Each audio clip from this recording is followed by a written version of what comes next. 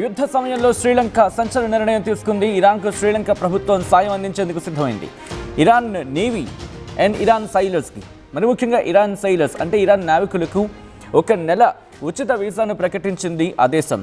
శ్రీలంక తీరంలో పలు Iran షిప్లను పేల్చేసింది America. దీంతో ప్రాణభయంతో శ్రీలంకలో తలదాచుకుంటున్నారు నేవీ సిబ్బంది. ప్రపంచవ్యాప్తంగా చర్చనీయాంశంగా మారింది శ్రీలంక నిర్ణయం.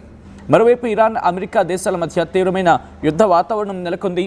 దీంతో వాళ్ళ దేశానికి వెళ్ళే అవకాశం లేదు. ఒకవేళ వెళ్ళే పరిస్థితులు ఉంటే కనుక ఎప్పుడైనా ఎక్కడైనా దాడి జరిగితే ఆ దాడిలో మరణించే అవకాశం ఉంటుంది. కాబట్టి వాళ్ళు ప్రాణభయంతో ప్రెసెంట్ అక్కడే ఉండిపోయారు, అక్కడే చిక్కుకుపోయారు.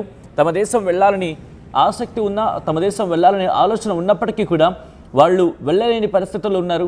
మరి ముఖ్యంగా గత కొద్ది రోజుల క్రితం జరిగిన దాడి, ఇరాన్ షిప్ను అమెరికా పేల్చేయడం, ఆ ఘటన ఒక్కసారిగా వాళ్ళని కూడా ఇబ్బందికర వాతావరణానికి గురి చేసింది.